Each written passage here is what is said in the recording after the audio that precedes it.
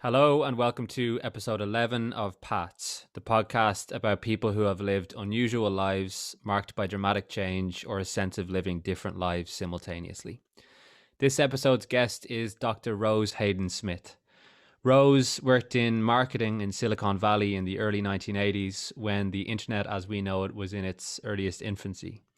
After leaving tech, she worked as a student affairs officer in UC Santa Barbara, and taking advantage of the discounted tuition fees for university staff, Rose went back to school whilst working and raising a daughter, and eventually completed her PhD in history, specialising in the victory gardens of the World War era.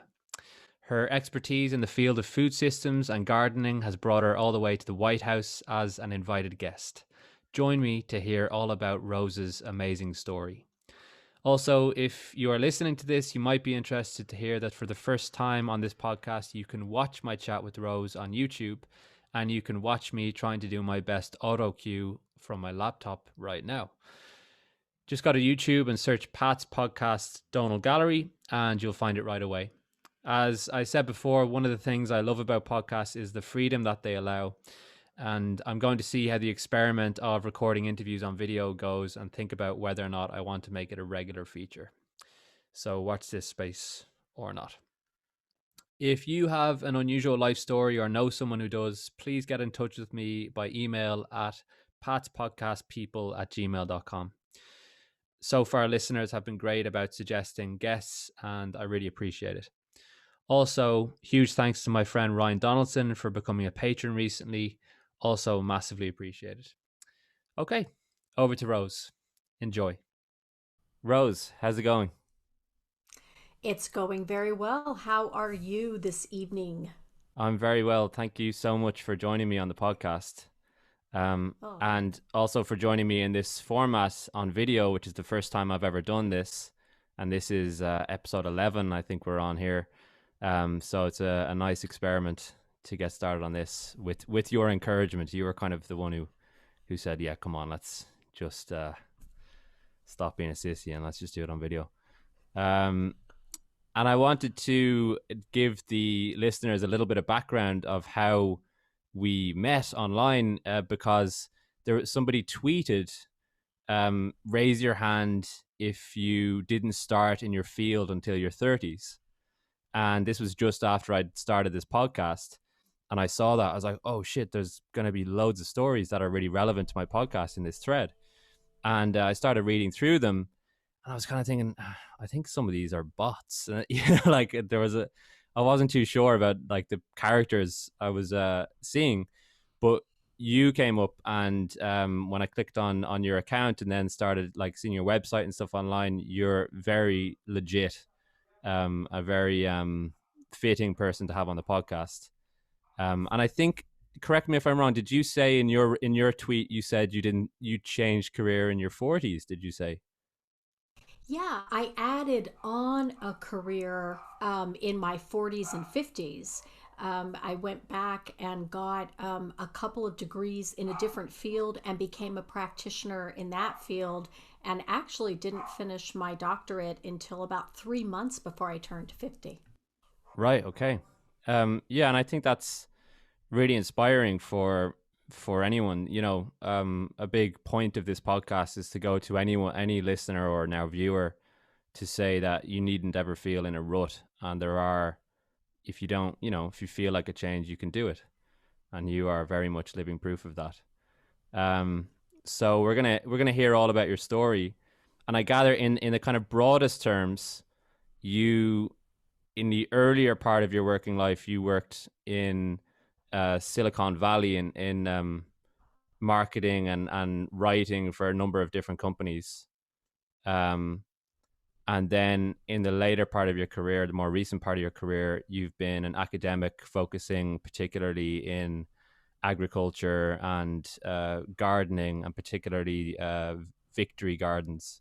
as they were known, which is like your specialist field from World War One and World War Two up to the present day, and how those things could be implemented today. Is that a fair kind of summary? It, yeah, yeah, it's a fair summary. I had kind of a convergence of careers where I was a garden based educator. So I was actually teaching people and working with volunteer groups and communities to help create school, home, and community gardening efforts. So I was like a community educator. And then I got really just passionate about the history of sort of gardening in communities and schools. And so that's when I decided, I'm going to go back to school and learn more about this. And that's when I started my sort of add on career as an historian. Right, and that brings us nicely back to your childhood, because I gather you were saying your a big part of your childhood was that you traveled around a lot with your parents, and they brought you to a bunch of different like Civil War sites. Is that correct? Yeah, so it was really interesting. We had a fair number of kids, and so we would take these road trips every summer, like just everyone piling into the car, and we would go to national parks, we would go to historic sites, we would go to museums. And my father in particular was really big on that, right? Like if you're gonna go to Washington D.C., you're gonna go to every museum. And I was really intrigued when I was a little kid with the American Civil War. And so my parents and my grandparents and my family's from the South originally, so they took me around to all these battlefield sites, which was kind of like a weird thing to do when you're a kid, but really super super interesting. And then any number of books I wanted to read, my parents would help me access either through the library or just giving me books. Really fabulous. I saw you. I watched your chat with your friend Suze. I gather she's like a fellow Ventura resident. Um, and you described yourself as like a weird kid. She kind of prompted you, but you said you felt like you were a bit of a nerdy weird kid. Oh, it's a completely weird kid. And no, I mean, I was a completely weird kid. I was, you could find me like parked in the hallway of our house. We had this bookcase with a set of encyclopedias, and I'd be like parked in the middle of the hallway, obstructing traffic in the house, just looking at things. And I'd be, asking older people, just sitting down with older people, just saying, tell me about these things.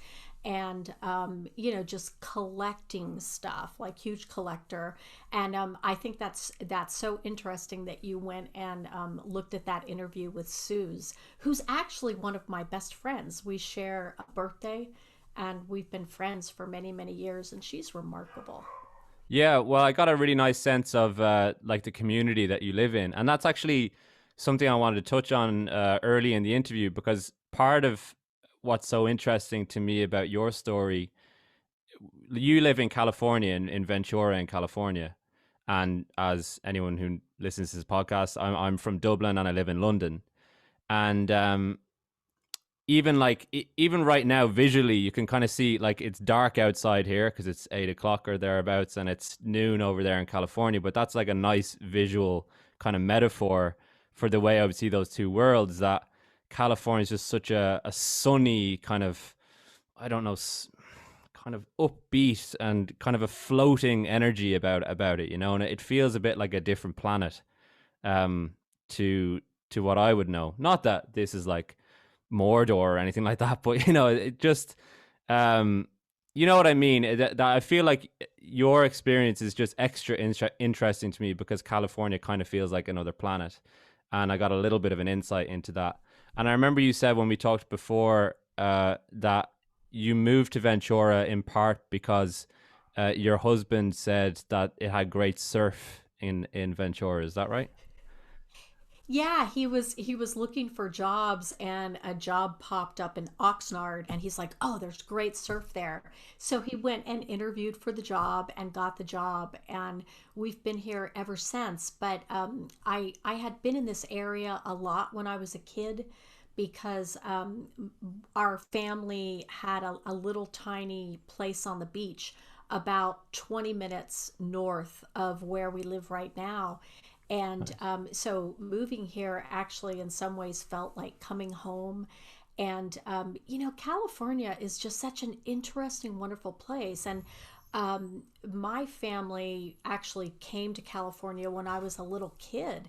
And one of the reasons that my father chose to move to California was not only for work, but because California had and still has this incredible public system of higher education.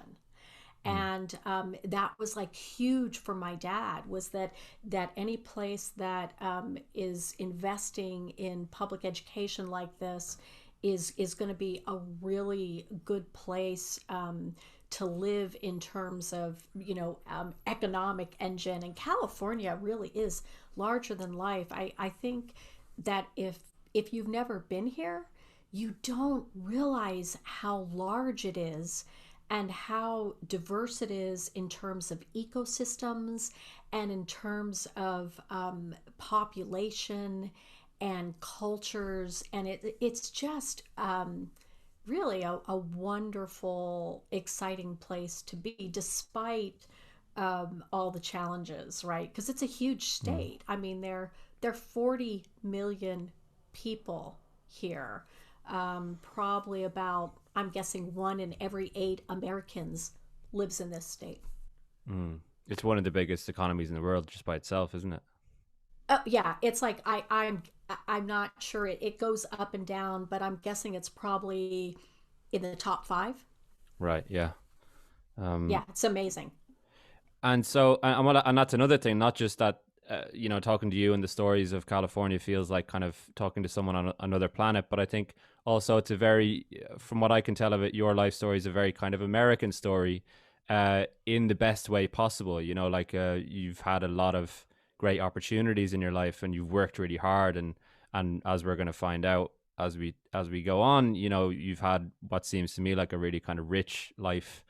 Um, and a really bunch of really positive experiences. So in terms of that, the educational opportunities that your dad was, that was part of the reason that you guys moved. What Tell us about that. What did you first study in university, and tell us where you went. Yeah, so I went to a public high school in a pretty small rural community because that was where we lived. My father worked at the Air Force Base, but he was out of the military by that time, so we had to live off base. So we lived in this little community and super small high school, right? I mean, there were like 80 students in my graduating class, which is pretty small. But Mm. I went to the University of California at Santa Barbara because I our family had always spent summers and a lot of weekends up in that area, and it felt very comfortable to me, but it was huge, right?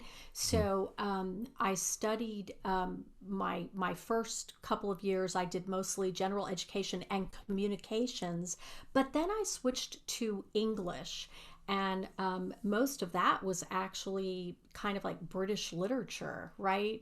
And it was a wonderful course of study because in studying the literature, you learned so much about the history, Mm. um, you know.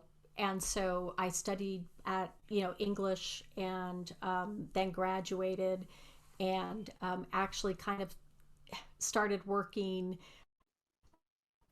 in an unrelated field, which was technology. Yeah. And this is another aspect that makes it feel like such a kind of, to me, such a kind of iconic American story, because you were working in Silicon Valley? Is it like did you kind of go straight there? But you were working in the field of tech at the time. This is like decades ago when all these massive companies that we know of now, like didn't you say that Apple in its very early days was like across the road from where you worked at one point? Oh yeah, it was right across the road in Cupertino, California, and it was kind of interesting because the summer that I graduated, my college roommate got me a job on the campus in the electrical engineering and computer science department.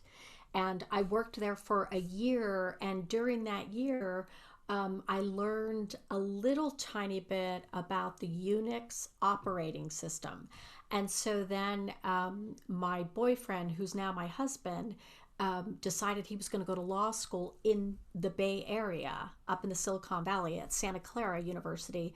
And so we moved up there. And so I right away got a job, doing really entry level type stuff at a startup company called the Wollongong Group.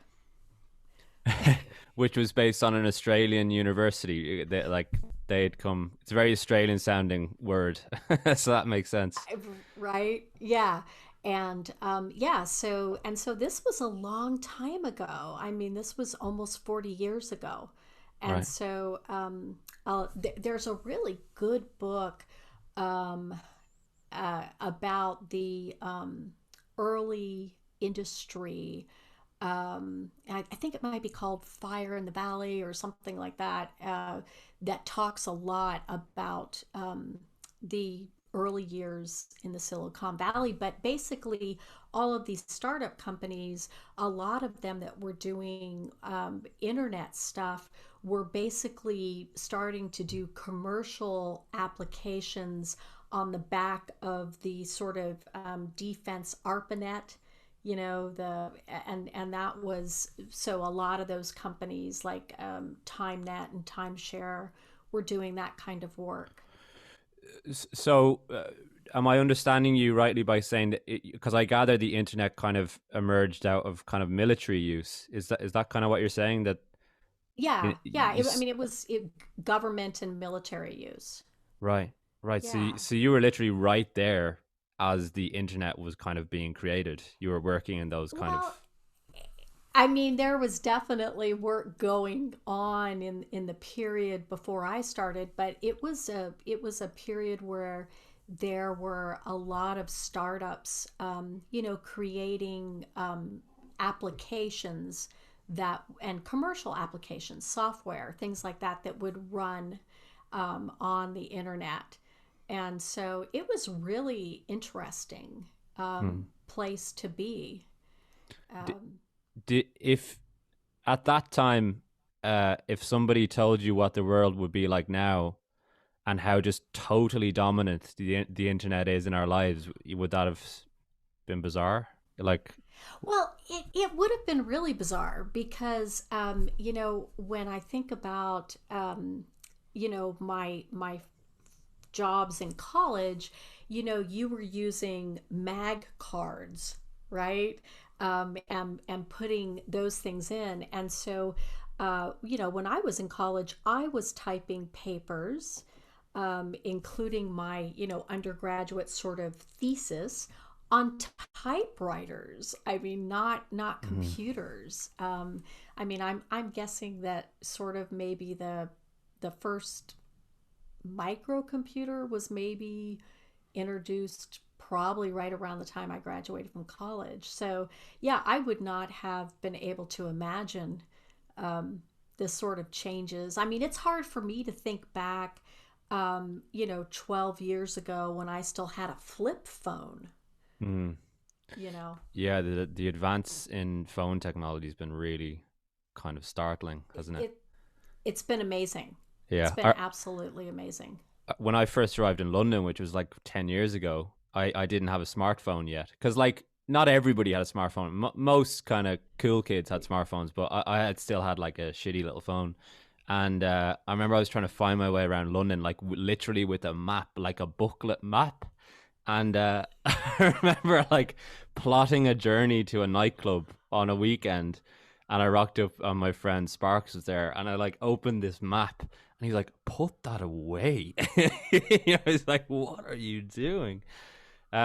And to think that that was like 10 years ago that I literally had a map booklet to find a place on a Friday night or whatever. Um, yeah, it's advancing so fast. But Yeah.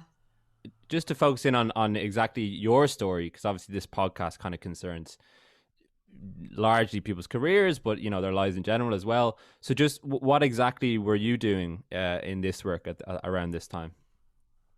So I really got picked up pretty quickly into marketing, right? Because I could write pretty well. Because I studied English degree or doing a lot of writing, and so I was really fortunate because I was definitely not very skilled or very prepared, but I had some really good mentors, and they were women. I had one terrific male mentor named Scott Holloman, who basically said, "You can do this." And then a couple of really, really good female mentors, including a woman named Kathleen Donegan, um, who I'm still really good friends with, right? Nice. And they made sure that I knew what I was doing, and just sort of surrounded me in ways that would help me be successful. But I got to do a lot of interesting things. I got to early on, like write technical guides and documentation for software products for end users. And then I got flipped to doing more like marketing materials for that sales reps could use when they were going out to sell the product. And then I got moved into a product management position, which was really exciting because I got to work with a group of engineers and sort of, translate what they were doing and then manage the marketing of this little software product. And then my last position in the technology industry, I was actually a public relations manager for a little tiny division Right. of a large tech company. Yeah. And so when you said you were working with those engineers, was it kind of like they needed somebody who could actually communicate with people to kind of translate Yeah, their so it was like a lot of translational communications work, and then it was also doing things like having focus groups with potential consumers to sort of figure out how it might look, and basically sort of coordinating all the little pieces, like the product name and and all the little marketing materials for it. And it was really interesting. I learned a lot um, in in terms of also learning how to listen to what scientists are saying. And that's something that I still use in my work now, because I talk a lot to scientists, and sometimes I blog about their research and their work. And so that sort of translational communication aspect, I think, is really important for anyone in any job. what would you say is the key thing there in terms of listening to scientists? Like, you know, if somebody wanted to learn how to do that, what is the key element to that? Well, for me, what I end up doing when I'm talking to scientists and listening to them is asking a lot of clarification questions, and Hmm. also maybe asking the same question in different ways. Hmm. And for me, I also make sure that I have it down, right? I go back over the steps or the process so that I understand what it is, because I I had this wonderful position at the university for a number of years where I did a brand platform for the university called the UC Food Observer. And it was basically about creating and curating content about food, the food system, and agriculture for people who might not be in the field, right? Like the Mm. general public. Yeah. And just while we're still on the your time in the tech world, what were the products when you're describing these? Like I don't fully understand that. What when you're working with these engineers and stuff, what products were you marketing? So they were like software applications, Right. right? For different industries, and some of them were customized. Not anything that you would go into a store and buy off the shelf, right? Right. So you'd be getting it like And in CD-ROM or whatever back in the day and zapping it into your computer. yeah, right. Right. Right. Yeah, I Right. remember. And so it was really interesting because the company I worked for timeshare for a few years, and that company was actually bought by McDonnell Douglas. And they created this big information systems group, and they basically went around and bought up all these tech companies to try to get more heavily into the tech sector. So Mm. that was kind of interesting to be working for a relatively kind of smallish company that ended up getting bought by like a huge, conglomerate thing. Mm. And yeah, we kind of touched upon this a little bit, but I gather, it struck me that it's a very common situation. Like in the modern world, there's a huge number of people who either work for a company or their company is involved with other companies that they might go, I'm not entirely sure about everything that this company does. And in the case of McDonnell Douglas, part of what they do is like weapon manufacturing, right? Um, and Yeah, did yeah. that was that something that kind of bothered you at all, or what did you think about that at the time? Well, one of the things that I observed at the time, and I was pretty young, right? Was that when sometimes when companies, purchase other companies, they're really seeking to change the culture, and we had a certain way of doing things at this company, and then another company buys you, and there were reduction in forces. It was very, very stressful. I actually got laid off, and was sort of packing my desk, and like the same day, another like little unit within the division said, "Oh, we'll take you," and it was like really a sort of up and down thing. And then, you know, I found it very stressful, and also too. But one of the things I've learned over the years is I ended up, after sort of my career changes, working for a university, University of California, right, Mm. where I went to school for decades. And, these institutions and organizations, you're not going to find yourself aligned with 100% of the time, right? Mm. And I mean, I remember as a young student at the university, marching with other students to the administration building, holding up signs encouraging the university to divest of its sort of economic and investment activities in South Africa, right? Mm. Mm. At that time. And you see that I think some institutions and organizations you're not entirely aligned with, but you can come to an okay agreement about where they are. Yeah, Um, yeah, I hear you.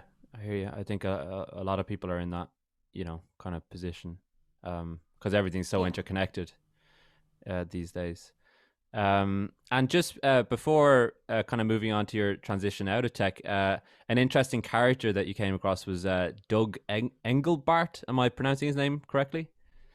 Um, And Yeah. until you told me about him, I hadn't heard of him, but I looked him up, and Doug Engelbart was like a kind of a pioneer of computer technology, and in lots of different ways. He seems like a bit of a kind of Edison of like computer technology, and he invented the mouse, or was like major involved in that. Is that right? Yeah, and it was so interesting because if I had known then what I know now, I mean, I would have had a million questions for him. But he was very very well known, and he worked at the same company I did, which was a pretty small company. And it was at the end of his career, and he was sort of simultaneously there and at Stanford Right. University. And I got to meet him a number of times, and talk to him in passing and be in some meetings with him, and just like a really kind guy. But then afterwards, you have that perspective afterwards of, he's a really brilliant, smart guy, and then decades later you're going, oh my gosh, you Mm. know this guy was amazing. And his family has set up an institute that sort of does still does, I think tankish type stuff around some of the ideas that he had. Right. Yeah, it's interesting how somebody can be a genius in certain ways, but then in other ways, obviously, just a very ordinary person. I remember reading about Isaac Newton, that apparently two other scientists had a bet about some really difficult to solve kind of planetary physics. And one of them thought that Isaac Newton might know about it. So he went to his office in Cambridge or wherever it was. And he's like, do you have any ideas about this? And Isaac Newton's like, oh, yeah, yeah, I've solved that already. He's like, what? Yeah, yeah, it's somewhere around here. It's on a piece of paper somewhere. And he couldn't find it. It's like, he's just such a disorganized person. Um, so maybe like in the terms of just Doug Engelbart being a genius in one way, but then just like a nice guy to chat with and not wearing it too Yeah. heavily.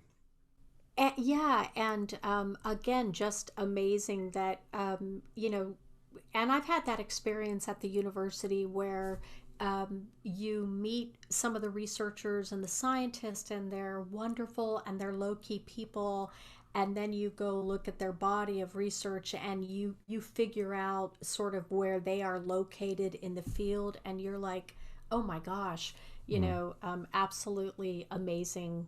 And that's one of the reasons I've learned to sort of ask questions, because you don't really know people's stories until Mm. you ask them questions. Absolutely. And just to get a sense, because another thing that amazes me about your story is that you've done so much, whilst at the same time you have a daughter, right? So had your daughter, had she been born when you were still in tech, or was that after you'd left that? No, no, she was born after I left tech, and I was working at the university. Right. And I was like a community educator, and I was working with volunteers and providing leadership for community based programs.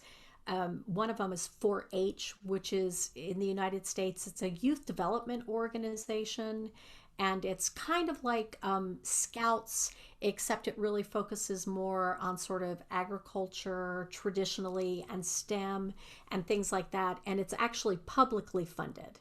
So Right. it's like a national program. So I was working with that, and then also working with the Master Gardener program, which trains community volunteers to go out and do volunteer work in gardens in the community. So she was born around that time, and those positions, there was enough flexibility. And I also, I would do a lot of work on the weekend in the evenings, because community programs, that's where the events Mm. start, because everyone's a volunteer in the evening on the weekends. So then my husband would, take over. So we split it pretty well, and it worked really well. And she's always been, so wonderful and supportive. So when I went back to school. I went back to school when she started first grade because she had like an extended day. So I could like race up to a class, like a 3 hour class, and then race back and do a little bit of work and then, get her. And it was really interesting because she used to go up with me when I was doing research for my PhD, and she was little, and she'd stand on this little stool at the library at the university and copy pages for me. And then when I was finally doing my book years later, she was the one who actually did the last citation for me, like in Nice. the footnotes. Yeah, it was very a nice sort of arc. Yeah. Yeah. Right. So the birth of your and your daughter's name, just Oh, her name is Natalie. Natalie. Nice. So Natalie Yeah. was born years later. So if we just step back a little bit, how did your time in tech come to an end? So my time in tech came to a kind of weird end. Um, you know, we decided to move back to Southern California. And the company I was working for, by then it was owned by McDonnell Douglas. Mm. So my husband and I first moved down to Orange County, and McDonnell Douglas had lots of facilities in Orange County. And they said, you know what, you're moving, but we'll keep you on. So I worked in Orange County, and then I would fly up to the Bay Area, and I would be up there like Monday through Friday, 1 or 2 weeks a month. And they had so many people traveling in and out that the corporation actually rented apartments. And Right. so it was actually it was like a weird period, but it was also kind of interesting because you'd end up in an apartment. They were female and male apartments, right? Right. You'd end up in a female apartment with maybe someone from New York City or Texas. And so I actually made a lot of friends because you were there like Monday through Friday, right? Mm. And then that just didn't seem sustainable. And then we decided to move to Ventura, and then it really didn't seem sustainable. So I told them I need to separate, and they actually were wonderful. They gave me a contract to sort of carry me over for a period of time. And I did a couple of little things, and then I got this great job at the university that I had attended as an undergraduate as a student affairs officer, which was Right. kind of the beginning of my second career, right? Yeah. Um, and the fact that you were working in the university enabled you to then study with a massive discount on fees, right? Yeah, and they don't that's not always available now. And that is one of the things I feel like incredibly privileged because they gave employees this steep discount. And so I kind of went, well, if I'm going to get a discount, I'm going to school. So I went to an evening program and got like a master's in education. And then later, I used that same program to get a master's in U.S. history and then a PhD in U.S. history. Right. And and I wish that these sorts of programs were more broadly available. Um, but now there are so many online programs. Mm. Yeah, You know. absolutely. And just to so people are clear, what exactly did the student affairs job entail, and how long were you doing that before you then said, you know what, I'm going to take this opportunity and start studying here as well? Well, so the student affairs officer job was really interesting. I didn't actually work on the university campus. They had a remote educational center, and it was wonderful because it basically was serving full time working people who wanted to finish their college degree and then they also had a program that was actually broadcast, and this is in the 80s, right, where they were broadcasting classes to Point Magoo for engineers so that they could get graduate degrees, masters. And so it was really interesting because I worked mostly evenings and weekends, like late afternoon, because they were night classes. Mm. And I met the most interesting people and heard the most interesting stories, and about, people who were working really, really hard to achieve educational goals and career goals, and what they were and seeing what they were sacrificing, evenings away from family and coming to school after a long day of work. It was very inspiring and also really humbling, Mm. right? And a reminder of the sort of privilege I had. And so during that period, I met this other group of people who worked for the University of California in something called the Agricultural Extension. And I met them, and the guy that ran it said, if you go back and you get a master's in education, we're going to have a position open in 2 years to be a youth and community educator. And I went, oh, that sounds really good. So that was when I went back and got my master's, and then I completed that, and they hired me to come over and be a youth and community educator. Amazing. So the kind of the interest and the passion in terms of agriculture had kind of already bit before, you know, you were already feeling that, and then somebody said, you know what, this will be a way to make that kind of your job. Ventura is, it produces an incredible range of agricultural products year round. It's got this incredible climate. So just living here, in this little county that's adjacent to Los Angeles, and Los Angeles decades ago was one of America's largest agricultural producers, and then it became very urbanized. But Mm. Ventura County has really held on to that, and so just being around here, I was becoming much more interested in food and agriculture and how food is produced, and consumer behavior around food, like, and how does it all work. Yeah, and I wanna delve into all that because that is your field of expertise, and I think people will find that really interesting. Just to get kind of on the timeline to there. Did you say you had a kind of was that person that was kind of an important mentor? Was that person who said, you should do this? I feel like you said there was a particular person who kind of turned you on to gardening, particularly. Yeah, there was. So there, when you get brought on in one of these positions, they're called advisor positions. They give you a mentor. So my mentor was this guy named Dan Desmond, who lived, and still lives in another part of the state, and he's from a farming family.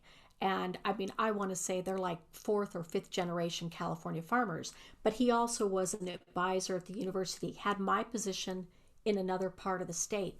And he told me, he said, so as you're starting out and you get to create, sort of, and shape a program that meets community needs, think about garden based education, because gardening, it's engaging, and you'll be able to engage youth and families and community audiences on nutrition and agricultural literacy and STEM, science education, and all of these things that he saw falling out of garden based education. And I went, huh. And I took his advice. And so that was what I sort of delved into. Was I did a lot of other programming, but sort of like my bread and butter community program was around gardening. Right. And so from the point you got the master's, what was the transition from there to it being a PhD, and particularly focusing in on the subject of victory gardens and that war period. Yeah, well, it was basically um, about an 8 year period.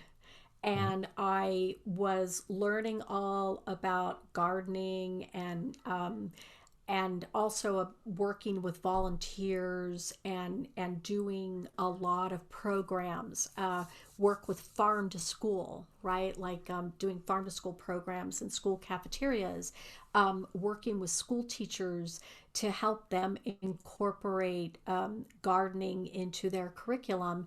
And so I'm doing all this stuff, and I'm reading some stuff about victory gardens and and the history of school gardens. And I even wrote a piece about, that was an academic piece about the history of school gardens and things like that. And then one day I was doing some research on the internet, and I stumbled on this article written by a librarian in Texas named Owell Davis. And it was like this little brief article about a World War I program called the United States School Garden Army. And I read this article and I went, oh my gosh. And so I want to go back to school and I want to study this. And so I actually uh, emailed the history department at UC Santa Barbara because I can't move, right? It had to be a Yeah. place that was close. And this professor who was the advisor, her name is Anne Marie Plain. She said, drive up and meet with me. And so I actually drove up and met with her because I did not have a bachelor's in history. I didn't really have any sort of preparation. I took one U.S. history class as an undergraduate. It was a California history class. I had no preparation. And I went up and met with her, and we really hit it off. And she's like, "You can do this." So I applied, and they accepted me. Hmm. Right? To do a PhD straight off the bat. Yeah, to do a combination master's PhD program. Wow. Because they, so I guess you'd struck upon something in terms of this subject matter that not that many people were working on. No, there was no one working on it, Right. right? I mean, Right. there was no one working on it, and it was really interesting because I very quickly honed in because when you're working full time and you're going to school and you have a family, you have to be efficient, right? Mm. And so I really, like, from the outset, I had my idea that I was going to do victory gardens and this United States School Garden Army because they were all sort of World War I programs.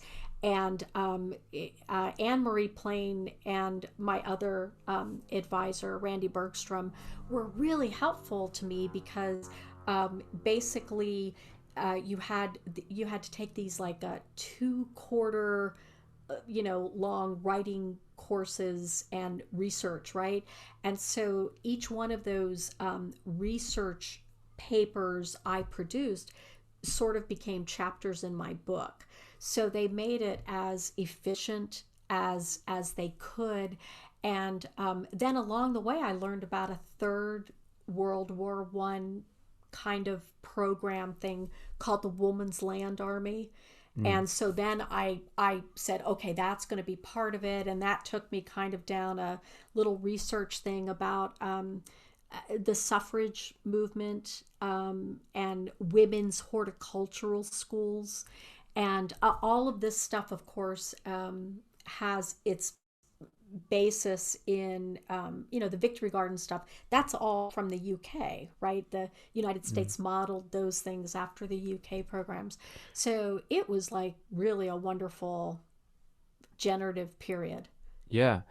So this would be a good moment because I think anyone listening or watching will be like, who hasn't heard about these things will be like, wait, what are you talking about? This sounds fascinating. Um, So could you kind of give us just like a kind of brief description of um well, why was there a need? So we're back in World War One, in America. Why was there a need for these victory gardens, and what were they? Okay, so the Victory Gardens in the United States, they were modeled after programs in the UK and Canada because the United States obviously entered World War One years after our allies were involved. And they were initially called Liberty Gardens, but very quickly renamed Victory Gardens. And these were gardens in wartime that were at schools, at homes, in communities, in public places, in workplaces.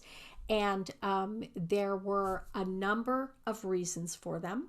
One reason was this idea that America was going to produce more food to help our allies and also to feed our own mobilizing troops that were going over to France to fight, and also that it would be a unifying activity on the American home front because the American home front was pretty messy in World War One. There wasn't 100% buy-in to the war effort, and there was also this idea, a sort of tandem piece of food conservation, which could be very resonant today with how much food in America we waste. Yeah, I definitely want to get on to the present day in a little bit. And could you just tell us about the women's land army? Was that what it was called? Yeah, yeah. So the Woman's Land Army was pretty interesting. So there was an agricultural shortage in the United States for a number of reasons. In California, there was an agricultural shortage not only because of the draft, even though farmers were exempt, many farmers went ahead and enlisted and went to fight. But also in California, we had difficulties with Mexican labor, so they had shoved all these Mexican laborers out of the country, right? And there was an agricultural labor shortage. So women in this country, inspired by the British, um, organized a bunch of groups came together, including the Women's Suffrage Party, the YWCA, things like that. And they created this notion, this idea of this woman's land army. And in World War One in the United States, there were about 20,000 women who were activated through this program to do labor. And many of them were white, middle class or upper class, and from elite colleges and universities. And for some of the, and there were also women who worked in shops or other sorts of jobs who were coming out to maybe make more money or have a novel sort of experience. And it was really interesting because they were definitely trying to, many of them use this to press for suffrage, right? And Mhm. part of the recruiting strategy was actually to have women from the United Kingdom come over and talk about the nature of female citizenship in World War One. Mm. It's interesting. Really interesting. It actually makes me think of a kind of a slight parallel in Irish history in World War One, because similarly the nationalists, the people who wanted Ireland to be an independent nation, um, said to a lot of people signed up saying, "Go and fight in World War One for the British Army, and they will reward us by giving us our independence. Help them out, and they'll help you out." And in a way, it sounds like a kind of a slightly similar thing. If I'm picking you up correctly, that they were saying, if we take part in this and we make a big contribution to this, then we've got a much better hand at this table to go now give us suffrage as we should have. Yeah, and no, you've got it exactly right. And there was not consensus that that was the right strategy, as I'm sure there was not consensus among the Irish nationalist, right? 100%, yeah. It didn't work out Right, that way. Yeah. But we right. won't, we Didn't won't work get out into that that. way.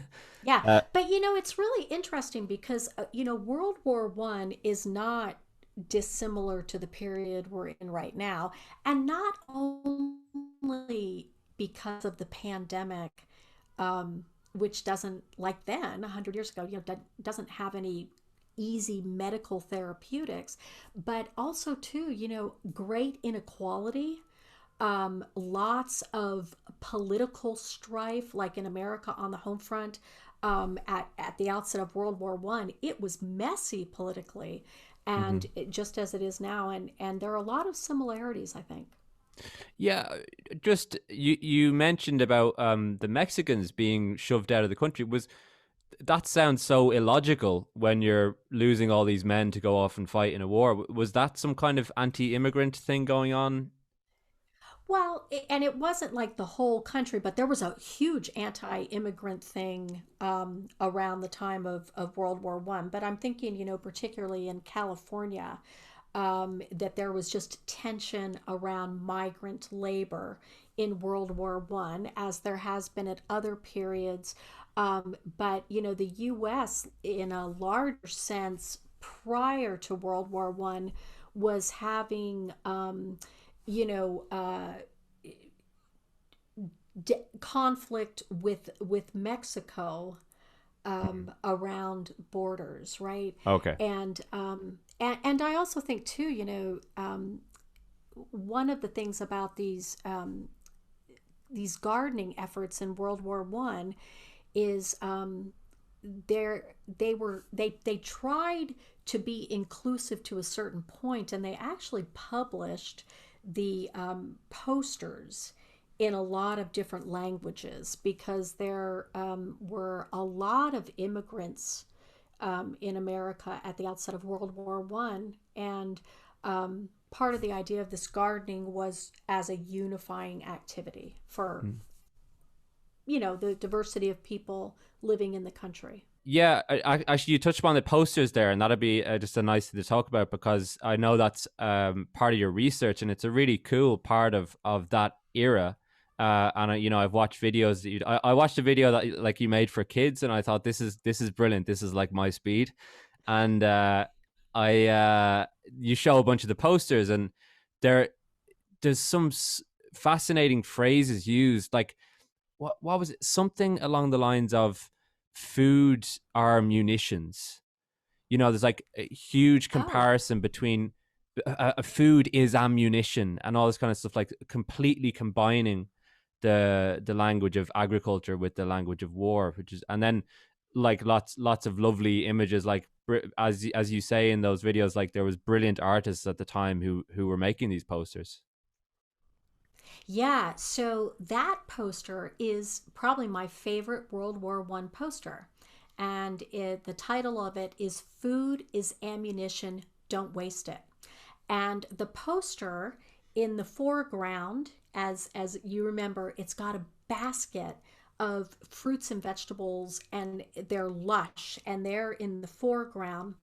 In the background, you see a battle going on, Hmm. and a reminder that World War One was kind of, in some ways, the last old-fashioned and the first modern war simultaneously, with horse cavalry, but also machine guns, right? And just Yeah. absolute destruction. But definitely these gardening programs, the rhetoric is heavily militarized. And so it's the United States School Garden Army, right? Hmm. And kids are invited to enlist. Food is ammunition, don't waste it. For the Woman's Land Army, they were often referred to as Sisters of the Soil or farmerettes, but very militarized rhetoric in general. And that's one of the things that the poster art is beautiful and amazing. But one of the things that's, to me, not helpful about just sort of saying, oh, we ought to have a new Victory Garden program. No, we would need to call it and reframe it in different ways, because I don't think the military rhetoric is helpful. It, And it in terms of the people that created the posters, yeah, they were fabulous, nationally known artists who were recruited by the government to produce these posters. ah, it's interesting you said, Yeah, a brief little kind of offshoot of what you just said, because I want to get to the modern day of food systems and so on. But just about the military thing, that is something that strikes me. Like, say, for example, I'm not a massive NFL fan, but I watch the Super Bowl each year. And it does strike you when you're not used to that culture, and you live, in London, and you watch the Super Bowl, you're like, wow, this is military pomp is weaved into this so heavily.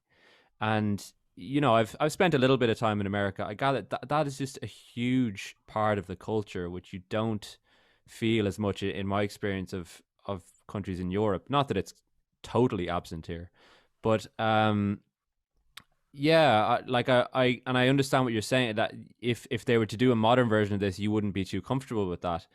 But I gather absolutely. that is very typical. Is that a fair statement to say that kind of weaving military kind of rhetoric into things is very typical in the States? Well, I think you know the only thing I can you know really speak to would be these sort of victory garden things. But it's really interesting because I think you know, we often forget our history. And so, at the outset of World War One, America did not have a very large standing army. Because if you remember from your history and the history of our countries, that one of the big beefs that the, folks over here had with the British were sort of standing armies in their presence. Hmm. And so when the United States, declared war on Germany in World War One, we had to really quickly mobilize. And so these sort of and then we demobilized and then we mobilized again for World War Two. But we certainly have and I don't know that I have a really good perspective on it. I mean, my dad was in the military, and I lived on a Hmm. military base Hmm. for a while. But I do know that at least going forward, if you were going to have a national gardening movement, you shouldn't frame it in Hmm. in this sort of past military rhetoric. And I can understand why they maybe did it in World War One and World War Two, but I don't think it would be relevant now. But it's certainly America is certainly a gun culture, Hmm. Hmm. you know. Yeah. We could talk about that all night, yeah, let's delve into, because I'm really curious about this. That given that this is a field of expertise, your field of expertise, how these things, the victory gardens and so on, and food systems apply in the present day. Um, because put it this way, in the kind of simplest terms, what would you say is the danger we're facing in modern times in terms of our food systems? Well, I think one of the things that we learned, at least in America, during this pandemic is in the initial sort of part of the pandemic, there were some shortages, right? And I think one of the most shocking things, and it's been really reported on very well by some people in the American press, including a woman named Leah Douglas, is the the infection rate, COVID infection rate among agricultural workers, particularly in meat packing plants Mm. in the United States. And again, it's if you had told me a year ago that people would have an awareness about some of the dangers of a consolidated food system that does not afford enough protections for its workers, I wouldn't have believed it. But it's actually made a lot of national news here about that. And so I think, you know, one of the big dangers, I think, going forward, also is just acute hunger, right? I mean, um, I think the latest stats are 1 in 6 American families are food insecure. And I think food security and is a huge issue. You don't want families and communities to be food insecure, and I think that in some ways, not always, but in some ways, relocalizing food systems and encouraging gardening efforts, at a different scale in communities could help address food insecurity. Um, we have a new administration. Joe Biden's our president now, and Yeah, thank God. so and yeah, right, and this big relief package that was passed in the House, sent to the Senate, modified, has now passed the Senate, will go back to the House. It has a lot of things in there that will help address not enough things, but some important things that will help address food insecurity in this country. Yeah. So yeah. Obviously, as you say, things are moving through the houses in America, and we're dealing in the real world where things are difficult to, change is you're, moving an ocean liner, as they say. But hypothetically, if you had a magic wand, what would be kind of the most effective changes that you think could be made if you could just make them instantly in terms of the field you study? Well, I mean, I think there are a number of things. One of the things that I would like to see is I would like to see more food processing capacity spread out to make the system more resilient and more equitable. I think that as a nation, we need to look at how we have subsidies, as I know England does too. Um, you know, we have subsidies, and I think the subsidy programs need to be looked at. A lot of the subsidy programs sort of favor Midwest commodities, but I don't know that we do enough, um, you know, to help people access fruits and vegetables. I think gardening efforts could be a big part of it. A big part of what we struggle with in this country, that is at a root of all of it, is that we um, we we don't have a very high minimum wage. We have Mm. a really low minimum wage, and we also have some areas of the country that have very very high living cost, and you could work full time and not be able to make it. And so I think fundamentally we've got a lot of things we have to do to sort of restructure. We clearly need to be looking at how we're going to respond to climate change in terms of production agriculture and Mm. community resilience, right? That reminds me, like, one of the most alarming things that I've seen in terms of food systems, being a complete layman, is the whole idea of topsoil in the world, and how, like, I've read articles about how in 60 years' time we could have destroyed almost all the topsoil, or a huge amount of the topsoil in the world, through things like pesticides and kind of industrial farming and stuff like that, and that we need the topsoil for most food that's grown in the ground. Is that true? And in terms of the kind of global scale, what do you think needs to be done about that, or what kind of things could people be looking at to try and contribute to that? Yeah. I mean, soil and healthy soil is, it's the fundamental building block, right, of a food system. And I mean, there are so many concerns about soil. There are lots of people doing incredibly good work around soil health. I mean, the United Nations, I think, what, maybe 2 years ago, had sort of like, soil health was one of their sort of primary topics for a year.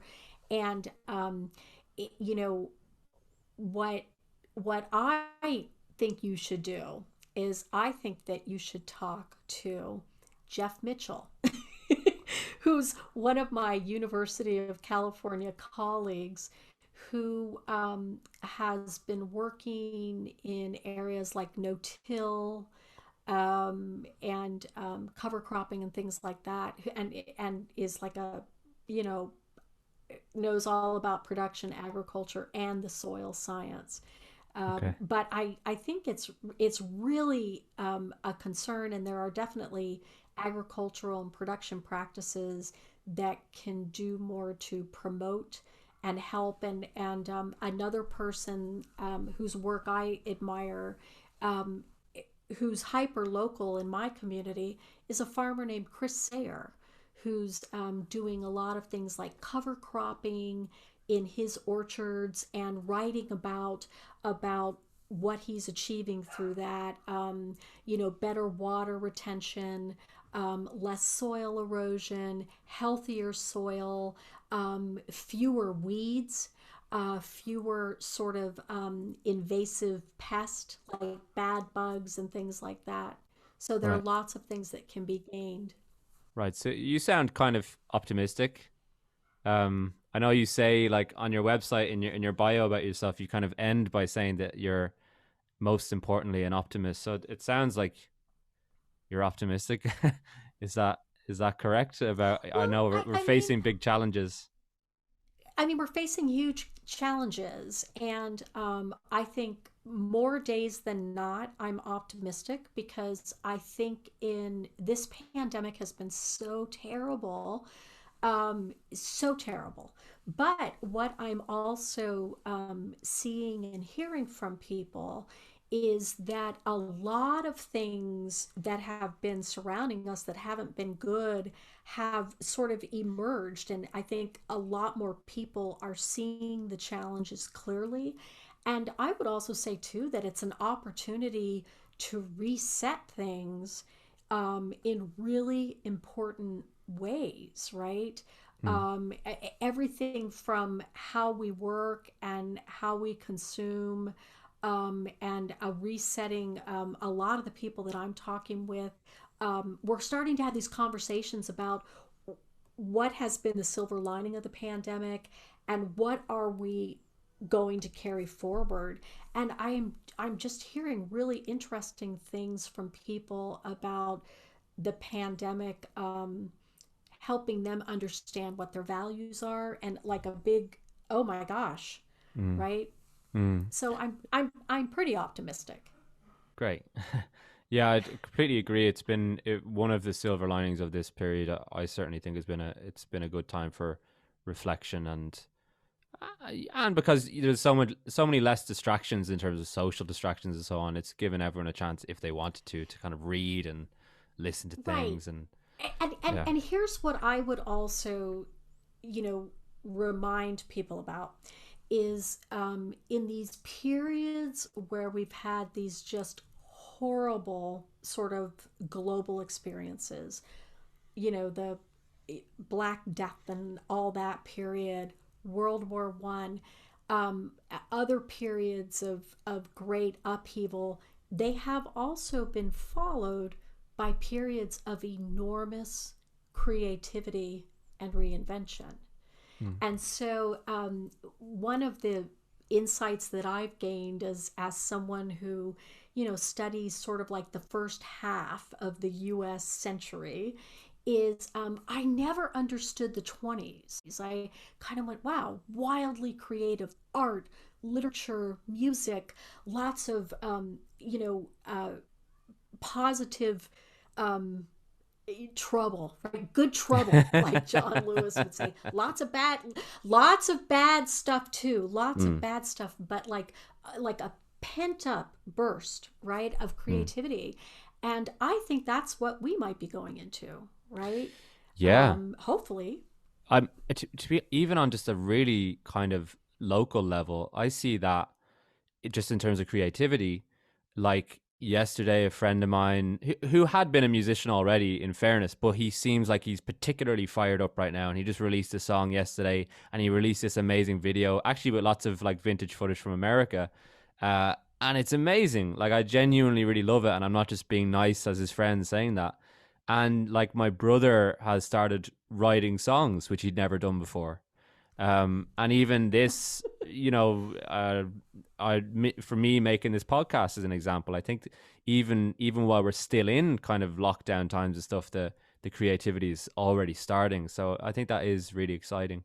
But speaking of really exciting, I wanted to hear about your visit to the White House.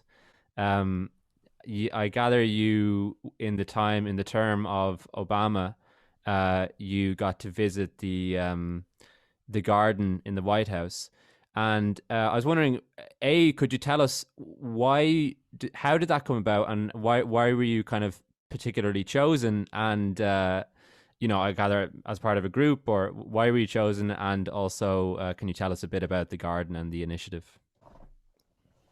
Yeah, so that was an amazing time. And I was part of a group that was chosen. It was a small group. We were all funded fellows by the Kellogg Foundation. And yeah, like the Kellogg cereal people, the family, you know, maybe 100 years ago started a foundation, and they funded all these fellows to work in different aspects of the food systems. And so the group that I was part of, we had this, there were several of us that were focusing on gardening things, right? I was really focused on the potential of the Victory Garden model, right? That if we could have a national gardening initiative, how we might be able to improve things. So my friend Roger Dewan from Maine, he, as part of his project, he did this wonderful campaign that was basically whether John McCain or Barack Obama got elected, that whoever got elected, that they should put a garden, a vegetable garden back in the White House, because there hadn't been a vegetable garden at the White House since World War II, when Eleanor Roosevelt had a victory garden there. And so it was really interesting. So we got invited to go because Michelle Obama had put in a garden at the White House. So our little group went, and we got to meet with Sam Cass, who was the remarkable sort of, chef and food systems expert that came with the Obamas to DC. And the garden was amazing. So it is maintained by the National Park Service, and they have some really wonderful plant material that comes from Monticello, right? Thomas Jefferson's, place. Right. And it was absolutely one of the most amazing experiences I've ever had. And we were given some little, tomatoes, and so I had my three, and I wrapped them up really carefully, and I put them in my shoe, so that when I mean, not the shoe I was wearing, kept them Yeah. in my hand, and then when I got back to my hotel, I wrapped them up and I put them in my shoe to pack them, and then when I got home, my husband, my daughter, and I kind of like ate them in this like little communion type thing in our kitchen. I'll never forget the moment with, with the sun coming through the kitchen window in the mid-century tile. But I have to tell you, another amazing garden that resonated with me even more deeply, if it's possible, in seeing a garden on, at our nation's capital where everyone could see it, was the Tom Vilsack, who was the Secretary of Agriculture under Barack Obama and is now Joe Biden's Secretary of Agriculture. He's coming back for a second visit. He and his staff created what they call the People's Garden at the U.S. Department of Agriculture Capitol on the National Mall. And that's an organic garden, and it's on the National Mall. It's open to anyone. Absolutely inspiring garden. Yeah, that's really cool. And just I'm just curious about the kind of detail. I have this idea in my mind when speaking to people on this podcast that sometimes it's nice to kind of zoom in on certain moments. And I'm just curious with the White House visit, what's the what happens when you're like let in there? And was there any kind of weird rituals in terms of security and stuff about how you got in, or was it just like visiting any kind of stately home? No. Oh, no. The security was really tight, right? And I've been to White House tours before, right? And this was different. This was like a smaller group and meeting with, someone like a pivotal part of the staff. And the security on this was quite tight. I mean, we couldn't have we couldn't have like purses or anything like that. So I remember tucking my ID in my shoe, right? Everything's going in your shoe. Everything's going in my shoe, right? My good little earth shoes. And we, it was very, very, very, very tight. Right. And I can't even imagine now what it would be like. If you could even get in, but Yeah. who knows? But it really I was saying at the very beginning of this chat that your life story strikes me as a very American story in the best way possible in terms of the opportunities and things you've had, and the kind of the fact that through your hard work and kind of seizing these opportunities, you've had a really interesting journey. And it seems kind of fitting that you would then be standing at the White House. It's a nice image to reach. But of course, it's not the end of the journey by any means. And I feel like talking to you and kind of doing the bit of research I've done on your field of study, it feels to me like something that we're just going to be talking more and more and more about in the coming years and decades. In a way, it made me think about like, I don't know if you saw a few years ago, Bill Gates did a TED talk about the potential for a pandemic. And of course, when this came along, everyone was like, oh, Jesus, he said this like 3 years ago. Why didn't we listen to him? And in a way, I feel a little bit like that about your field of study, that, and I hope it's not in a terrible cataclysm that we're like, oh God, why didn't we listen to food system specialists? But that slowly but surely people are going to realize this is such an important issue that we need to find all these solutions to. Would you agree, or? Well, I mean, I feel like what I'm seeing right now is that there's a real focus, as there needs to be, on social justice in the food system in America.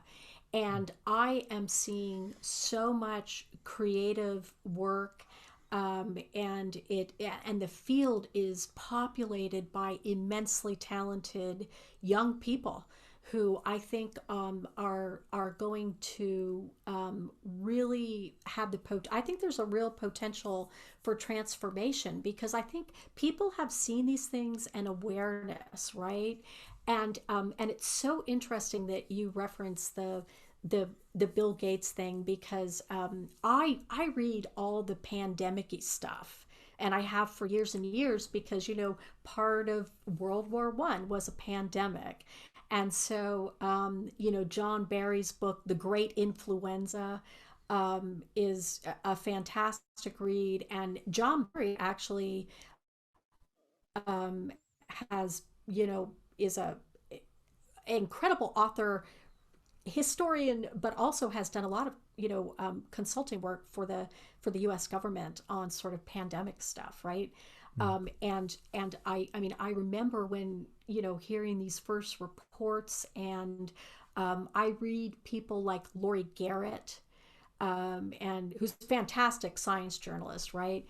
And I think that we do need to pay attention, but I'm actually really optimistic about the potential in America about making some transformation in the food system. And it's kind of interesting because Joe Biden is not the most you know dynamic guy, but he's really solid. And I feel, again, that some of these things and some of these policies might end up being really, really transformational. But we, it has to be geared in social justice, because people have been dispossessed of land, and that there needs to be sort of restoration of that kind of stuff. Mm. The kind of structural aspect of it all before you can address. Structural, yeah. I mean, I think if we don't address the structural aspects, um, it's hard to effect lasting change. Mm. And so say just for me specifically, right? I live in a house in London with two friends. We have a little garden. Now we're renting, so I don't know if I could like dig it up. But what would you say to me if I was like, right, I just want to start dipping my toes in or my toe in starting to grow some food? What would you advise? Well, does your community in your neighborhood, is there an allotment garden where you could go and get an allotment? And so I really encourage people, because right, access to land is a privilege. Mm. you know and if you lived where I lived, you could grow things in pots on your patio, but Mm. you may not be able to do that. So the first thing I would do would be to see, is there any place in the community where I can grow food? But I Mm. think fundamentally we need to be much more radical about that, right? We need, I mean, I would love to see um, more gardening in public places. Like in World War I, you had gardens on the National Mall in the United States at Boston Common. So, do you have an allotment garden in your neighborhood? Probably. Uh, I need, because uh, because you live in a country that really loves gardening. Yeah, it's definitely a big part of it's more a part of English culture, I'd say, than Irish culture. And yeah, living in London, I've definitely seen some. I haven't noticed any in my area, but I could easily just have a blind spot to that. But definitely, yeah, that's a really interesting point. And even just like putting some pots down, or it'd be good to just start experiencing it a little bit. Um, just so some of the basics if this becomes a bigger and bigger thing, as I suspect it might. I just wanted to touch upon, because we've talked about you having various different careers, um, but another thing, we've talked, all about the food systems expertise and victory gardens and so on. But another thing, if you look at your website, is you've got this company, Shine Communications. Is that correct? Yeah, yeah. And A little company. how would you describe that? It's I do sort of really customized and boutique digital strategy mostly for organizations and individuals who are in higher education. Right. Um, you're a one woman band, Rose. Yeah, just I don't. Hey, you have to evolve. Yeah. Well, that's really cool, and even the fact that we're trying this on. This is the first time I've done a video interview, and that was on, as I said, on your kind of encouragement. So I feel that sense from you that you like to keep moving forward, and thinking of creative ways to do so. So it's Yeah, I think it's really important to be flexible and to embrace opportunities. And if you're like me, where you've had a lot of privilege around accessing education, to use that and to evolve and try new things. I mean, I certainly, and also too, I mean, I am just not um, scared of falling flat on my face. I just mm, don't care. I mean, I learned something, right? mm. Every time I fail. Are you ever lazy? Because you seem just like you've got so much on the go. Do you ever just like not do anything with the day? Doesn't seem like it. Well, that's actually one of the things that I've been really trying to focus on in the pandemic is to really be more comfortable with not doing anything and just sitting outside and sort of going, oh, this is great, or taking a walk around the neighborhood. I like to read, and I've actually been trying to pick a day a week where I unplug, like a social media Sabbath, Mm, mm, and that's been really helpful. But I I need to do more of that. But that's been a good lesson, in the pandemic, is privileging more of that time and realizing that even in sort of the silence and the quiet times, that that's an actually really generative time in terms of ideas and thoughts. absolutely. I think we're missing that so much more than we realize in this day and age where you're constantly looking at a screen. Just the imagination of the mind wandering. Absolutely. And that's one of the things too about, about an unplugged childhood like I Mm, had, right? I mean, there was just endless opportunity because there weren't screens. And my parents were not big on TV. I mean, until I was in high school, we had like a little 12-inch black and white Sony TV with, you can get like three channels. And having that sort of opportunity to be creative and, you know, read and do a lot of thinking. mm. Well, you've clearly done that, and really grateful for you sharing your story, Doctor Rose. I've been taking the liberty of just calling you Rose, but of course you're a doctor. Rose is great. And thank you for inviting me to share my story with you, and I've enjoyed it immensely. Thank you. Come Really, over. Come over. I'd love to. I've been to California. I was there last year, and it's a really nice place to be. So if I'm back in the kind of Southern California region, I'll definitely give you a shout, and we can go surfing or something. That sounds great. And have a great rest of the weekend. Thanks, Rose. You too. That was my interview with Rose. I hope you enjoyed it. If you have an unusual life story or know someone who does, please get in touch with me by email at pathspodcastpeople@gmail.com. As I say every episode, I can use all the help I can get finding the most interesting stories possible. Also, if you enjoy the podcast and consider it a worthwhile venture, you can support it on Patreon at patreon.com/pathspodcast. I'd really appreciate any contribution you see fit to give. You can find me on Twitter. It's at pathspodcast. In 2 weeks' time, my guest will be Morris Robinson. Morris was an All-American college football player, But after he didn't make it to the professional game and working in corporate America for almost a decade, he eventually became one of the most sought after bass opera singers in the world. Join me in 2 weeks' time to hear Morris's story. Thanks for listening or watching.